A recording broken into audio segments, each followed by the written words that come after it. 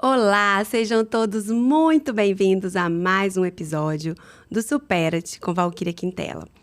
Hoje temos uma convidada super especial, que é a doutora Tânia Sá Hammer-Schmidt. A doutora Tânia, ela é advogada focada na área da família e sucessões. E também trabalha com o empreendedorismo voltado para mulheres.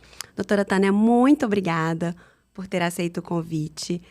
Prontamente você aceitou e tem todo o meu carinho, a minha gratidão. Estou muito feliz de estar aqui com você hoje. Seja muito bem-vinda. E ela vai contar uma história de superação pra gente, que eu não faço ideia do que seja, porque eu pedi que assim fosse para que eu pudesse também saber neste momento. Muito obrigada. Uma honra estar aqui do seu lado. Uma mulher incrível, entendeu? Linda. Que só me inspira sempre. A recíproca é verdadeira. E tamo junto.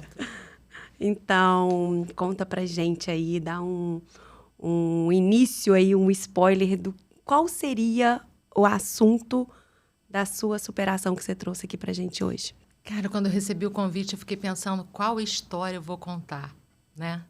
E tem tanta história de superação na minha vida, mas hoje me bateu assim de manhã no coração que eu tinha que te contar dos últimos 12 anos da minha vida. E que me levaram e me trouxeram até o empreendedorismo feminino. É essa transformação que eu vi.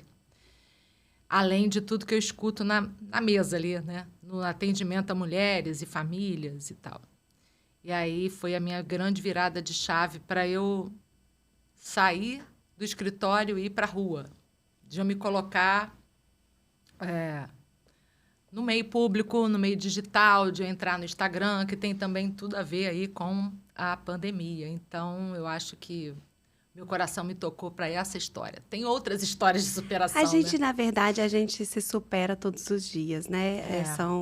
Eu sempre falo aqui, às vezes eu convido uma pessoa para falar, mas eu não tenho nada para te contar. Eu falo, como não tem? Todo mundo tem. Todo mundo tem. Ou uma, ou 10, ou 20, ou 30. Porque a gente está o tempo todo se superando. A gente se supera nos relacionamentos, a gente se supera na profissão, a gente se supera com os filhos, nas perdas.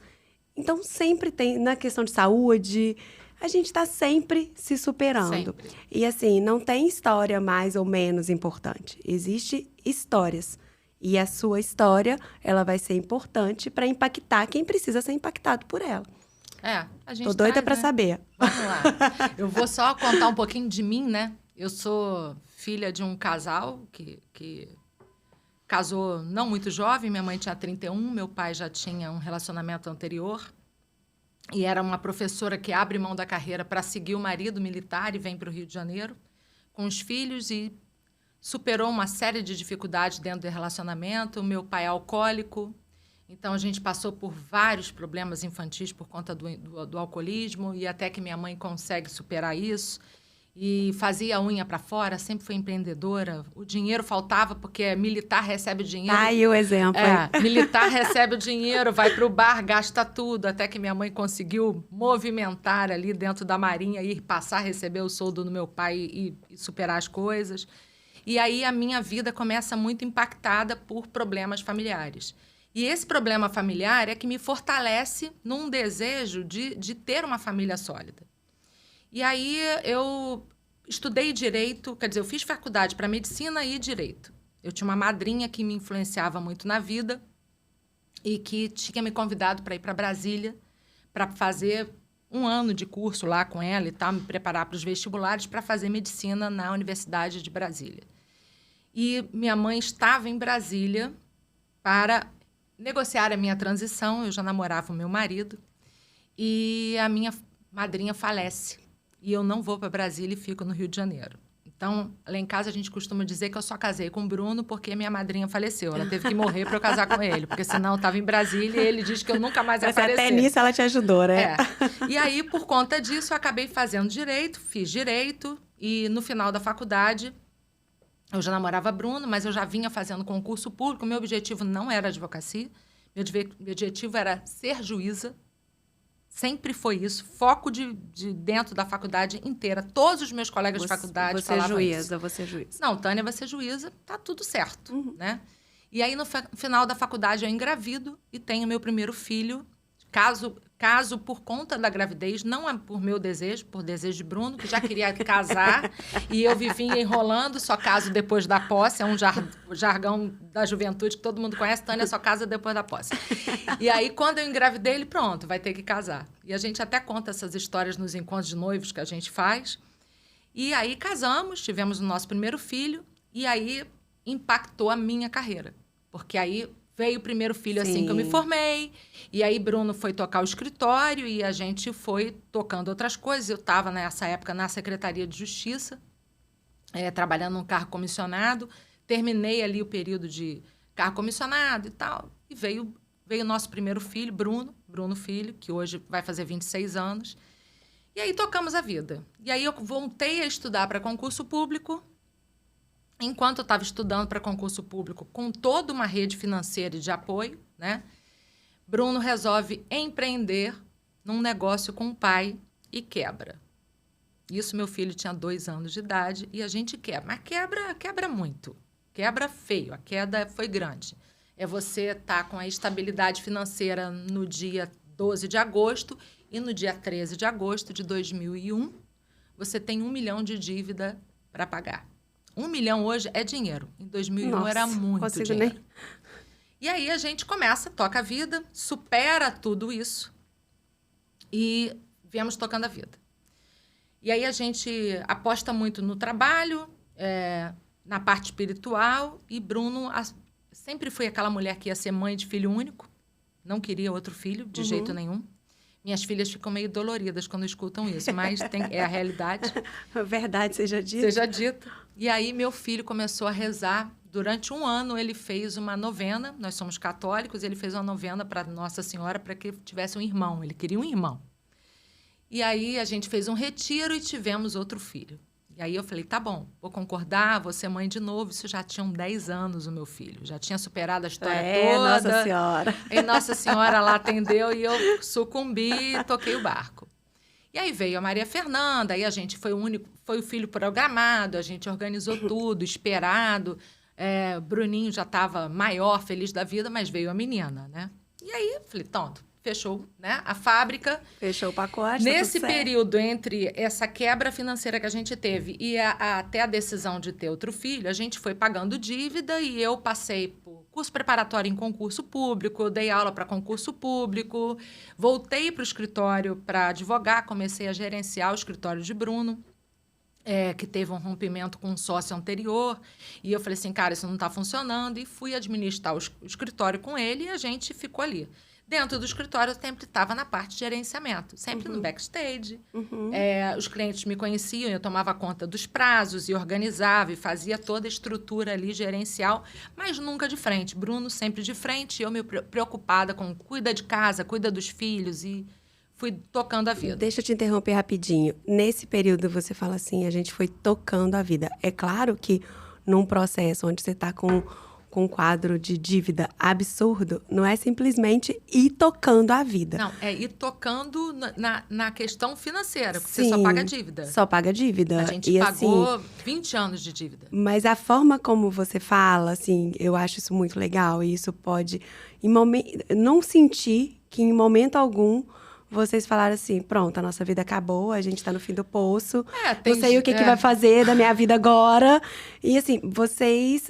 Claro que tem esse momento que você chega lá no fundo, né, do deserto para sentir uma paz, renascer e ir em busca. Acredito, penso eu que tenha sido assim. Mas fala um pouquinho só assim da transição, tipo assim, do momento que vocês chegaram aqui. E agora? O que a gente vai fazer? Qual foi a força que moveu vocês para vocês não ficarem lá no fundo do poço? Porque o que acontece muito, que eu vejo, é as pessoas estarem no fundo do poço e não saírem do fundo do poço. Ficarem lá. E sofrem, e sofrem, e sofrem, e sofrem. Qual foi vamos dizer assim, a virada de chave ali no momento da dor para poder ir pagando as dívidas e ir em busca de retomar a estabilidade da sua família? Assim, para mim, eu tinha um filho para criar de 2 anos, né? É um start, né, ali, né? Falei assim, cara, eu tenho um filho para criar, então passar fome não faz. Eu venho de uma criação de uma mulher muito guerreira. Um homem que é super inteligente, meu pai.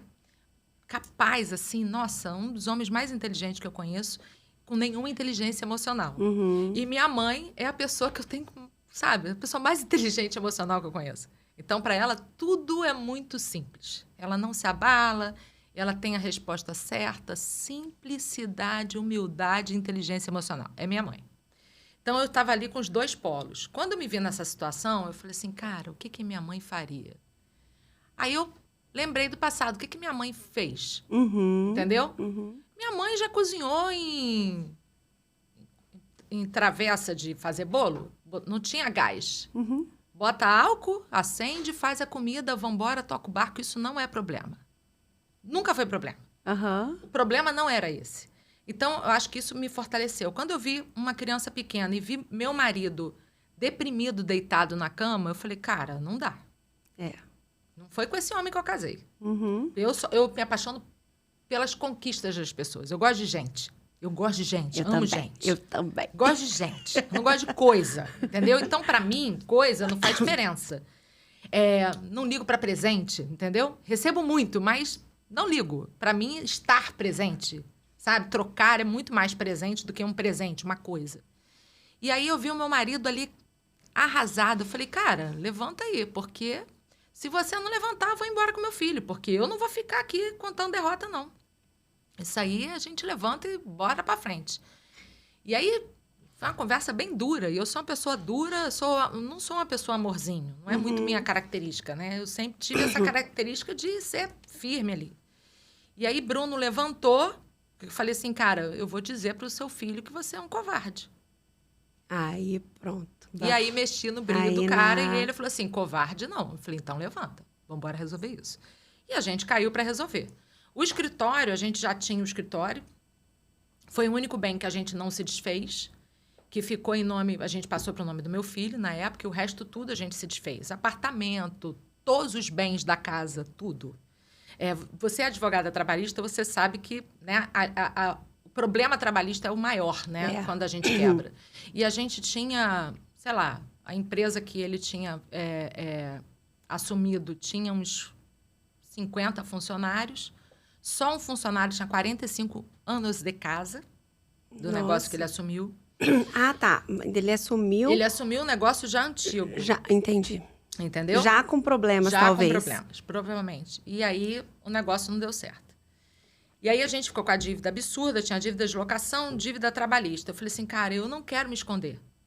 A gente tinha oportunidade de ir embora para Fortaleza e recomeçar a vida lá e ficar com a dívida aqui. Aí eu falei assim, a gente vai se esconder o resto da vida? Não dá, vamos resolver isso. Aí, assim, a minha casa virou a central de dação e pagamento trabalhista. O funcionário entrava na minha casa, gostei da mesa. Aí tinha preço, sabe? Tinha etiqueta assim. Em vez de, sabe, quando você está vendendo a casa para ir para o exterior, a gente está vendendo a casa para ir para outro mundo. Vamos sair dessa vida, vamos entrar em outra. Então, era assim, só a geladeira que estava vendida, porque a síndica do condomínio tinha comprado a geladeira para botar na área dos funcionários, e aquele dinheiro era o que ia certo para pagar a mudança, R$250. Eu não esqueço esse valor. Que era o dinheiro que eu tinha para fazer a mudança para uma casa de praia do meu sogro em Itaipu, que é a casa que eu vivo até hoje. Que acabamos com a casa de final de semana da família. Todo mundo ia para lá curtir, agora virou a casa do casal, não pode mais. E aí era assim, você chegava lá, tinha lá, conjunto de xícara, R$5. Você quer? Aí eu boto lá, quanto estou te devendo de reclamação trabalhista, de rescisão? Tanto, então vai batendo. E a gente fez acordo com todos os funcionários. Que legal. Menos um. Não quis, não aceitou o acordo, foi para a justiça, não recebeu. Não recebeu. Eu falei, era como eu posso pagar. Os mecânicos levaram todos os equipamentos, montaram oficina, são mecânicos com oficinas próprias até hoje, e a gente foi tocando barco. E ficaram dívidas de banco e de imposto. Imposto a gente parcelou, acho que a gente pagou o último imposto da empresa em novembro do ano passado, retrasado, 2022. E fomos tocando a vida. Então, assim, R$800 que entrava de receita de um trabalho meu era o que botava comida em casa. Luz, comida, e é o básico do básico. A mudança foi feita assim, aparelho de ar-condicionado que eu não consegui vender e poucas coisas. O resto foi vendido. Muito legal. E aí recomeçamos. Não foi fácil, foi muito difícil. Muito difícil. Muitas dificuldades, muita dor, muito afastamento familiar, muita confusão, não da gente, mas em relação à estrutura que era uma sociedade familiar, e a gente incomodou a estrutura familiar de conforto também. Mas tocamos o barco. Aquilo nos uniu muito. E eu falei assim, olha, eu estou do lado dele e a gente supera isso, não vai dar. Quando a gente viu, a gente tinha retomado a advocacia, estava com cliente, e a gente tinha uma experiência que ninguém tinha. Eu comecei a atender, junto com o Bruno, o empresariado dentro da advocacia, que ninguém fazia. Porque eu sei a dor de quem quebra. E aí eu chegava lá no seu negócio e falava assim, olha, muda isso aqui agora. Se você não fizer isso agora, você vai quebrar. Vai quebrar. E isso não é uma orientação que normalmente um advogado empresarial dá. E a gente começou a fazer o que hoje chamam de atendimento jurídico 360. Né? Tudo tem nome lindo. Né? E a gente já fazia isso. Quando eu começo, às vezes, a escutar um povo vendendo mentoria da advocacia 1.0, eu falei, nossa, mas a gente fazia isso lá com Joaquim da padaria e funcionava. Né? E aí, esse Joaquim da padaria também tinha uma empresa limitada, familiar. A mulher tinha 1%, ele tinha 99%, tocava a padaria. A mulher trabalhava no balcão da padaria e não ganhava nada. Aí ele ganhava dinheiro, não só com a nossa assessoria, mas também a gente começou a assessorar muitos pequenos, porque a gente precisava do fixo. Sim. Né? Então, a gente não vai fazer grandes contratos, vamos fazer poucos contratos todo mês que a gente paga a conta. É isso, Sim. tem que sobreviver. E fomos tocando barco. E aí esse crescia e falava assim, agora eu vou arranjar uma novinha, e mandava a Dona Maria embora. E aí achava que podia mandar a Dona Maria embora com 1% da sociedade. Foi aonde entrou o direito de família na minha vida, porque eu tinha que começar a assessorar essas famílias dentro do direito de família sem quebrar a empresa, porque a gente era advogado da empresa. Entendi. Entendeu? Entendi. E aí entrava na composição. Então, eu comecei a assessorar. Veio o direito de família, veio para minha mesa. Não era a minha expertise, não era uma coisa que eu procurei. Né? Entendi. E aí começou a vir o direito de família. Essas mulheres que já tinham viam num meio muito bom financeiro, por causa das empresas, elas se divorciavam, resolviam as questões dela, falavam assim, você não procurou minha advogada? Dançou, porque eu resolvi esse acordo. E aí o boca a boca foi e me botou dentro dessa expertise mesmo de direito de família, que é o meu carro-chefe hoje como pessoa. E eu já vinha trabalhando nisso. E aí, quando eu começo a engatar no trabalho da advocacia, começo a ter gente que me procura só no escritório. Não procura o Bruno, procura a Tânia. Não, eu quero falar com a doutora Tânia, não quero falar com o Bruno. Doutora Tânia é mais rápida nisso. Não sei o que, não sei o quê. Ah, Bruno é muito tranquilo. Eu quero falar alguém com mais energia. E a gente é polos de comportamento, completamente diferente. Meu marido é tranquilo. Quando eu quero fazer um acordo no direito de família, é ele que vai, não vou eu, porque se eu for, não vai sair dar problema, acordo, vai entendeu? dar problema. Eu sou a mulher do litígio, do contencioso. E ele não, né? E aí, eu comecei ali, e aí a gente engravidou da Valentina. Engravidei de novo, achando que não vinha mais filho. Na hora que eu estou engatando, veio Valentina Capeto. Falei, gente, eu lembro que a gente estava numa viagem com uns amigos na Bahia, num resort na Bahia. Eu comecei a enjoar no avião. E na época a gente bebia, curtia, estava com um grupo de amigos, com filhos, aquela coisa que viaja todo mundo junto. Eu falei assim, gente, eu não acredito que eu engravidei de novo, vou parar minha vida toda, agora que eu estou tocando, voltei a estudar, engatada, com a vida toda agora eu vou ser juíza. Agora eu vou voltar, vou seguir minha carreira. Engravidei de novo. Eu lembro que eu chorava, mas eu chorava. Compulsivamente. Olha, aí Bruninho acordou, assim, junto com Maria Fernanda. Maria Fernanda tinha 4 anos. Bruninho já tinha 10. Acordou, o que aconteceu? Quem morreu? Ele, não, ninguém morreu. A sua mãe vai ser mãe de novo. E eles pulavam na cama de alegria e eu chorava. Eu falei, gente, acabou tudo de novo. Vou começar tudo de novo, não acredito. E aí não deu outra. Parei mais uma vez. E aí muita mulher, nesse ponto, me pergunta, por que você parou? Você não podia continuar? Podia. Mas o meu maior projeto de vida é família. Entendi. Tá ligado lá atrás na história da sua mãe e do seu pai. Tá ligada lá da minha mãe e do meu pai. Eu não queria ter uma família destruída, entendeu? Eu não queria, assim, Cara, não tem dinheiro no mundo Que pague. que pague a destruição familiar. Principalmente porque começou a chegar, pra mim, que não era uma coisa que eu procurava, um monte de história familiar, de família destruída. E que eu ganho ação, mas as famílias não ficam felizes. Porque quem trabalha com direito de família e pensa em ganhar ação, tá no lugar errado. Porque você pega só frustração, dor e gente esse que é vai continuar. Eu já te falei, esse é um dos motivos que eu não advogo na área de família de jeito nenhum. Não, você só pega gente frustrada, gente. Ninguém chega feliz. Ninguém chega pra contar história feliz, entendeu? E assim, pouca gente, no final, te agradece. Porque a dor dela não passou. Sim. E ela começa no atendimento com você com a esperança que a dor dela vai passar. E eu falo assim, olha só, eu posso resolver o seu problema aqui, mas essa dor não vai passar. Você tem que procurar cura. E muita gente não entende, vai entender isso lá no final do processo jurídico, que não é do processo de separação. Pessoa, assim, né? eu não sei se isso acontece, mas até assim, na área trabalhista, as pessoas param a vida por causa do processo. Uhum. É impressionante como isso acontece, assim. Eu fico imaginando isso dentro da área de família. Não, enquanto isso não resolver, eu não faço nada da minha vida.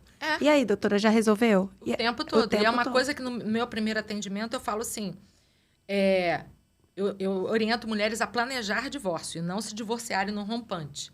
Né? Justamente porque a mulher é muito mais emotiva. Mulheres são de Marte, homens são de Vênus. Né? Acho que tem muito comportamento mudando de mentalidade, mas ainda somos assim. E assim, o homem planeja. Ele decide se divorciar, ele olha para a família, ele vê o que ele vai perder, ele faz conta, ele consulta um advogado e ele planeja 1 ano de divórcio. Ele já decidiu que está separado de você. E só você que tá nem sabe morando ainda. com você, tá transando com você e você não sabe. Você só vai saber no dia que ele sair de casa. Só que ele já planejou isso. As mulheres não. As mulheres se chateiam e saem de casa. Bom. E aí fala assim, doutora, eu preciso disso. Eu falei, olha só, alimentos, por mais que eu tenha um provisório para definir liminarmente, você tem que ter pelo menos 6 meses de dinheiro para bancar a casa sozinha. Você tem. Então não pode se divorciar. Aí eu começo. Mas eu tenho que aturar aquele cafajeste? Tem. Porque ele ia fazer a mesma coisa com você. Então vamos acordar para a vida? Tem que ser prática. E aí muita mulher segura. E muita mulher acaba não se divorciando nesse processo. Porque ela muda de mentalidade e, às vezes, ali nesse processo de não se separar imediatamente, ela descobre que a mudança de comportamento dela vai salvar o casamento. Entendi. Então, muitas coisas ainda acontecem nesse contexto. E aí, essas coisas que eu fui experimentando, vem Valentina no momento que eu tô querendo, sabe, me aprofundar nisso, de, bora lá, mulherada, fazer acontecer. Aí, como você fala de emancipação da mulher se você parou a sua carreira para cuidar de filho? Aí você para de novo.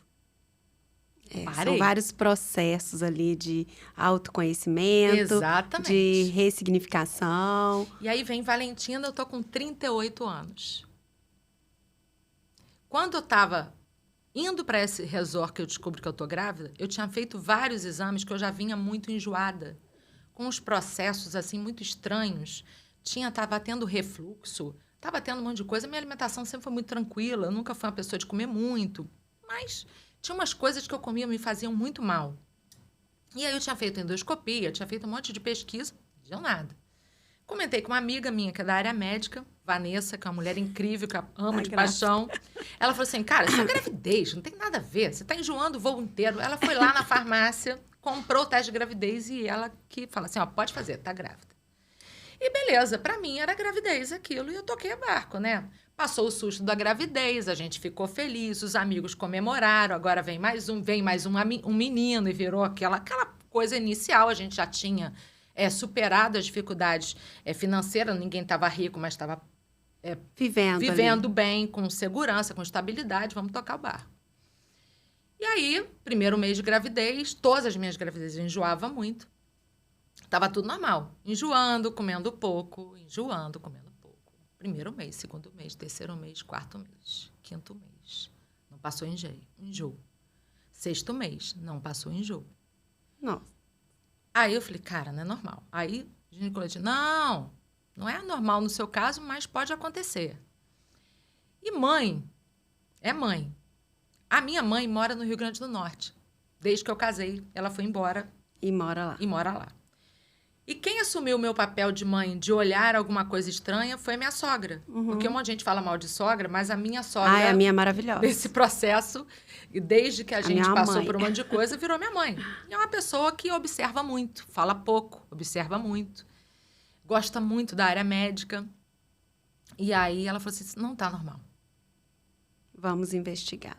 Não tá normal. Você tá com alguma coisa. Só que grávida não faz radiografia, não faz exame de imagem, não faz um monte de exame. E aí você não consegue saber o que é que tem. E aí procura médico, descobre ali, ginecologista, falando assim, gente, alguma coisa tá errada, ela tá começando a perder peso. E antigamente, muitos ginecologistas não usavam isso, mas antigamente, muita ginecologista ainda usa. Mede a barriga, sabe medir a barriga? Antigamente não tinha muito recurso, então você pegava a fita métrica e media a barriga, e os ginecologistas antigos falam que aquilo ali, quando a barriga diminui, é um sinal de doença grave na gravidez, que isso tem que ser investigado. Com 6 para 7 meses, eles começam a perceber que algo está errado naquela gravidez e começam a me observar sem saber o que tem. Com 7 meses grávida, eu estou em Búzios, passando o carnaval, e minha sogra ficou no meu pé.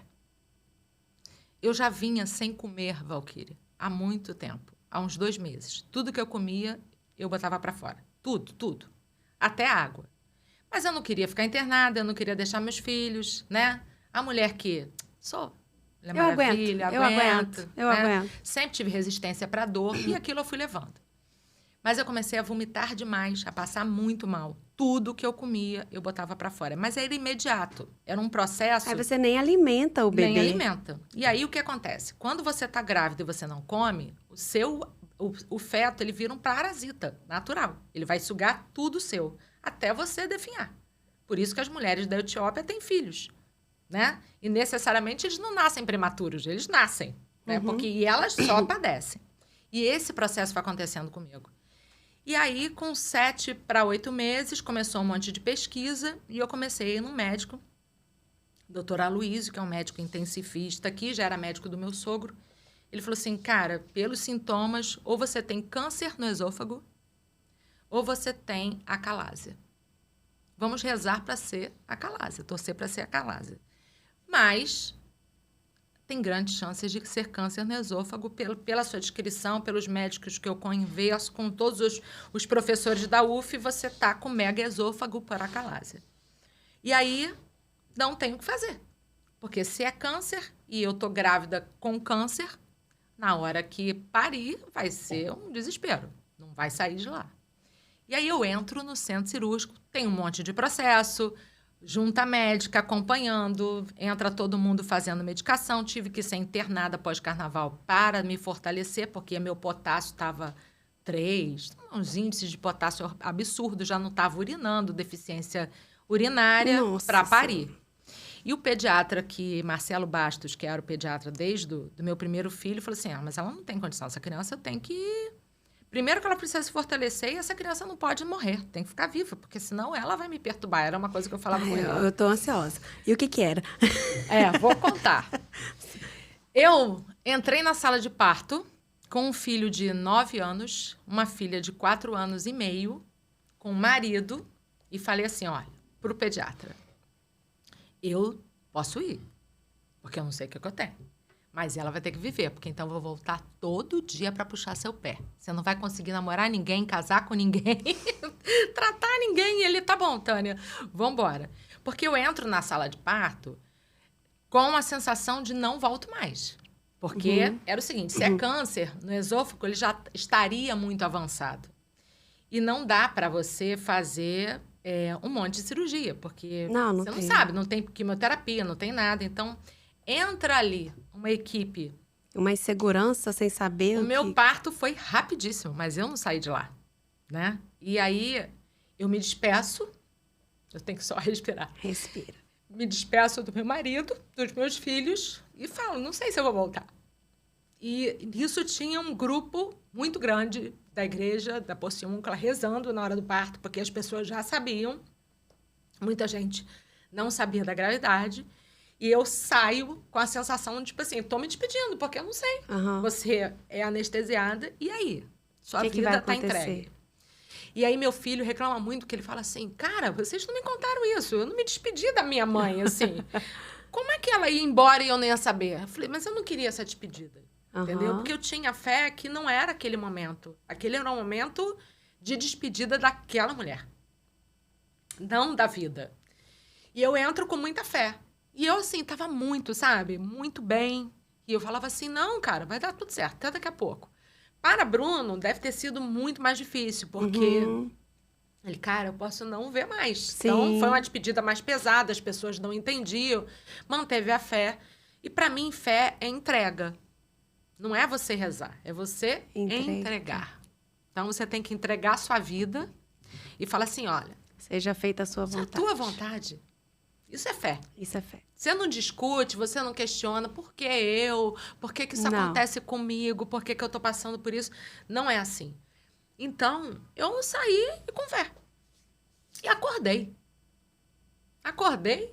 Eu falei, Onde Ó. eu tô? e Valentina, tá ótima. Já tá vindo para você amamentar. E aí eu acordei. O parto foi de noite, de manhã. Eu acordei na madrugada, aquela história toda. As enfermeiras já tinham levado a Valentina para amamentação, porque no meu estado de saúde eu perdi 15 quilos grávida. Emagreci na gravidez 15 quilos. Entendi.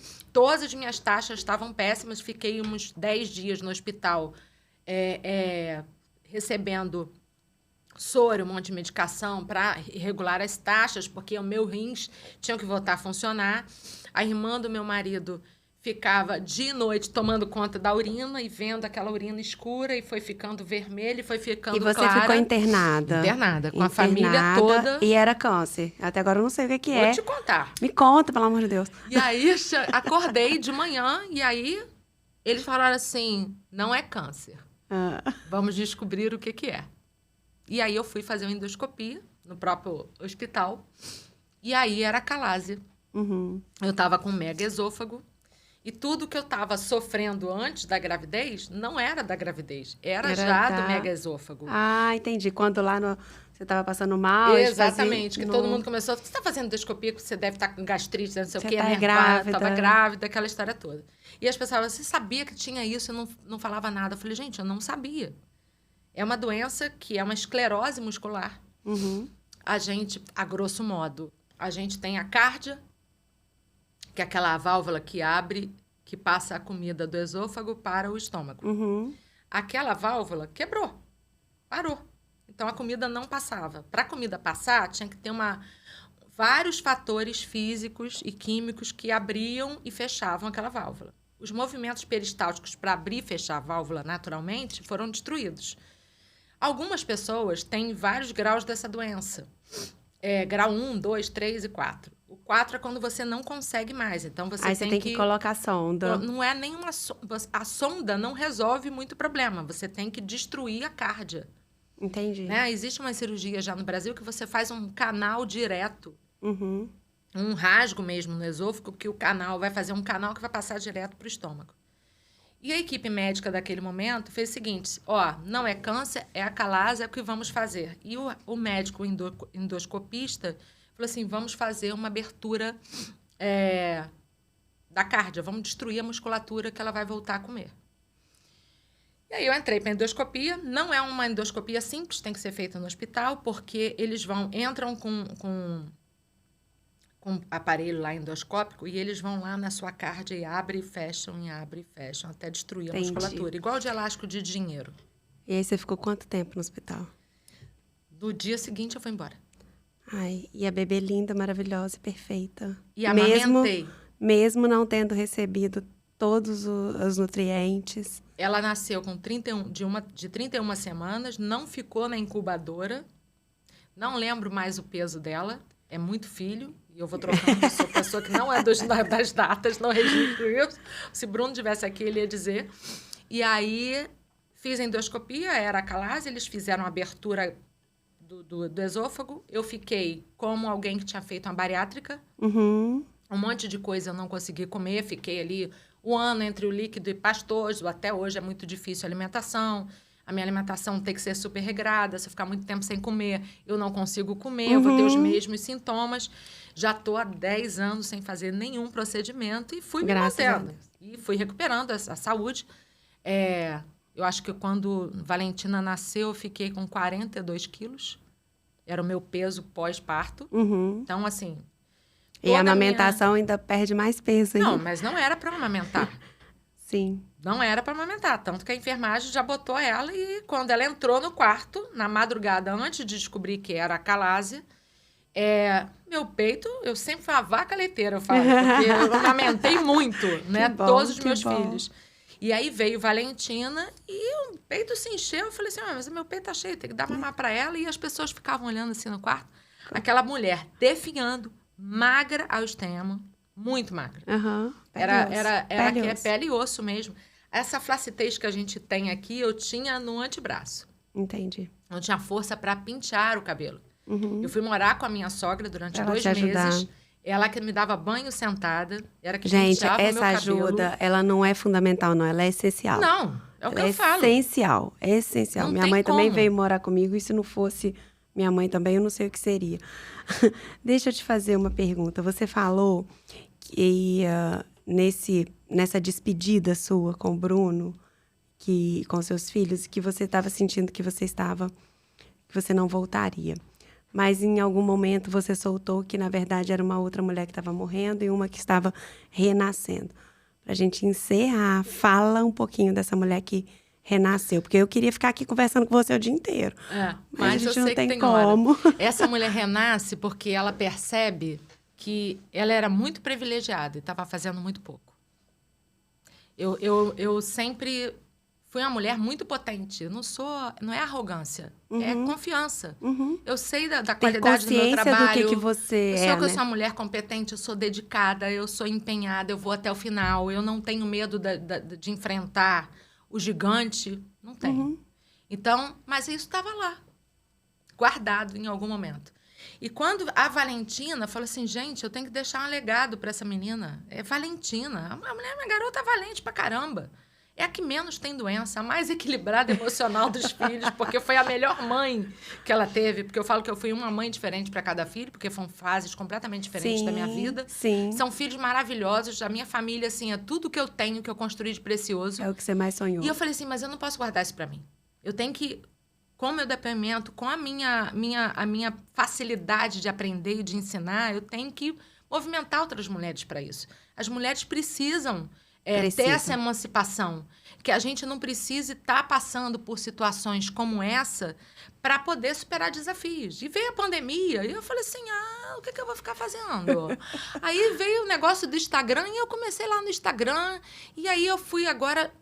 Valentina, olha, já aprendeu a ler? Ótimo, assumi mais um projeto.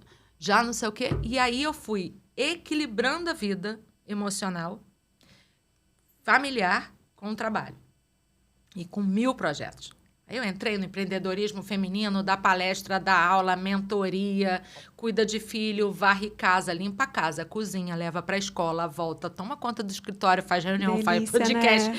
E eu falei assim, é isso que eu quero para minha vida. Eu quero deixar um legado para os meus filhos, e eu não quero, assim, o que virou a minha chave, que eu me dediquei na pandemia... Todo mundo fala, foi com a pandemia. Não, foi com o nascimento da Valentina. Eu já saí dali e falei assim, não pode ser a mesma coisa.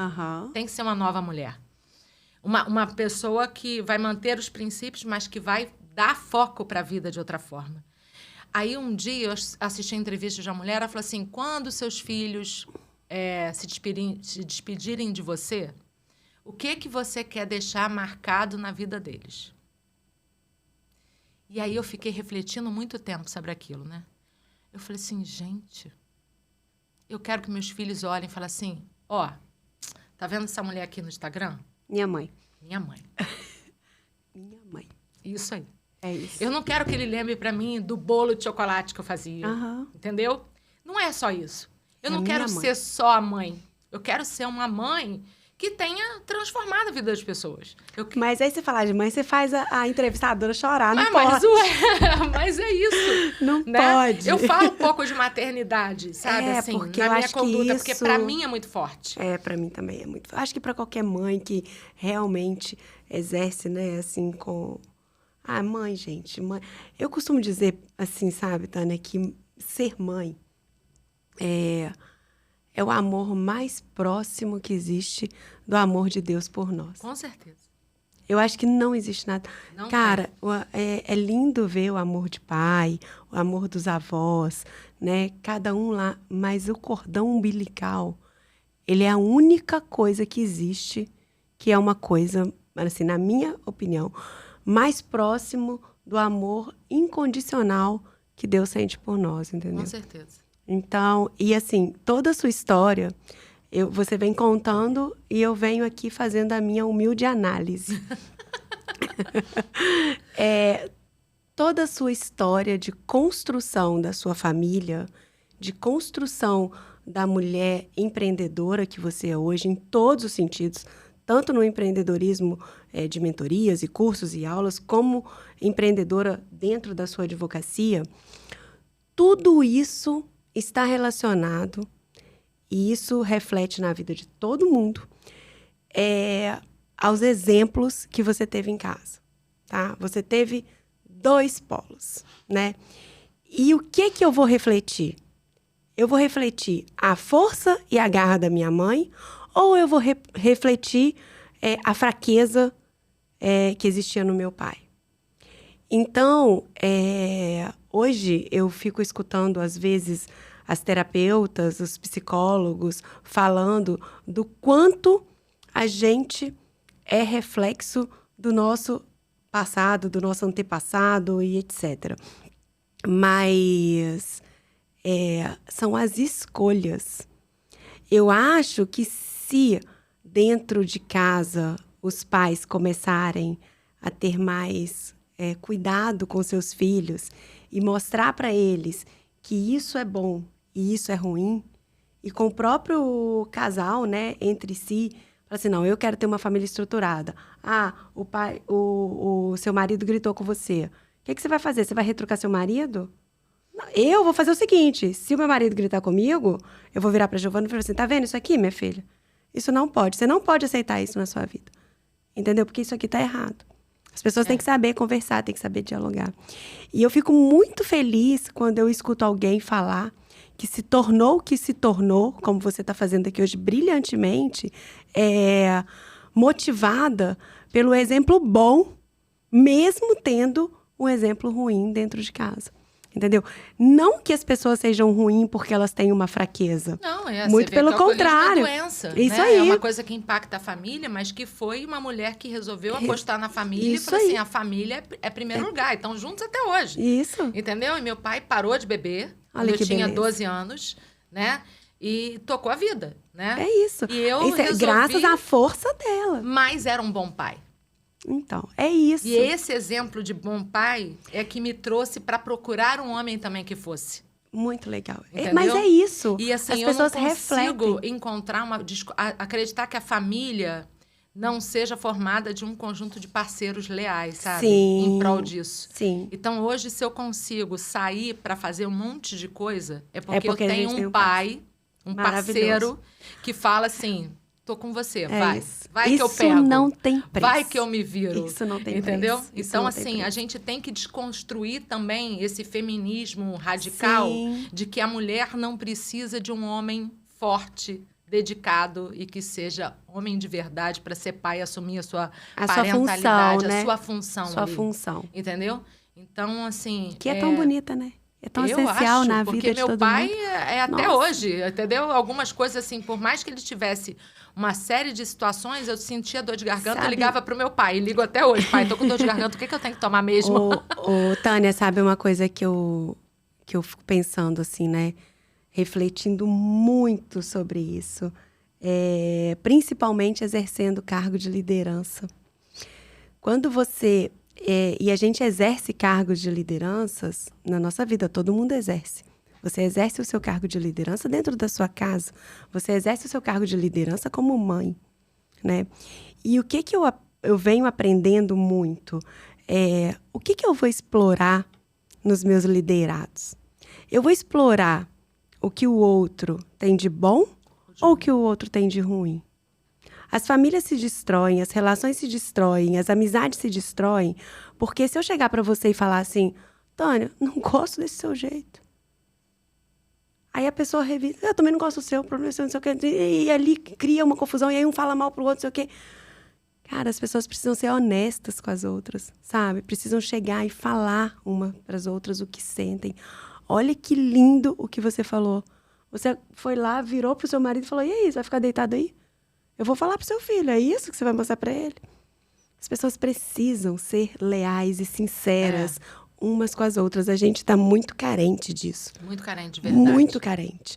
Então, assim, você me emocionou profundamente. Eu te disse quando a gente entrou aqui no estúdio que toda vez que eu escuto uma história, eu saio um pouquinho melhor daqui. Então, eu quero te agradecer por isso. E queria pedir que você deixasse, assim, uma mensagem para as pessoas que vão se identificar com várias questões que a gente falou aqui hoje. Questões familiares, questão de construção de uma família, questão de manutenção de uma família, questão de empreendedorismo.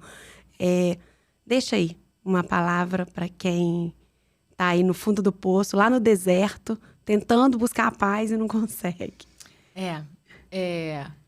Para você, principalmente para você, mulher empreendedora, vou olhar para você, tá? Muita gente vai dizer que você só precisa encontrar um propósito. Mas a primeira coisa que você precisa saber é o seguinte, estou feliz onde estou? Não, não estou. Então, não quero mais estar aqui. E a partir do momento que você descobrir o que te torna infeliz, você vai encontrar o seu propósito. Olha para dentro de você primeiro.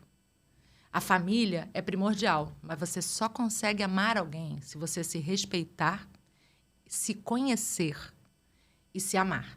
E para se amar, você tem que se conhecer. Então, busque autoconhecimento. Siga inspirações, mas procure o seu caminho. Você é única e você é filha perfeita de Deus. Nós somos criaturas divinas e perfeitas, com todas as nossas mazelas e fraquezas. E você pode. Se nós estamos aqui, você também pode, tá? Vai com tudo, garota. Muito obrigada. Obrigada a você. Gente, o recado foi para mim também, tá? Você é uma querida, muito obrigada. Obrigada a você.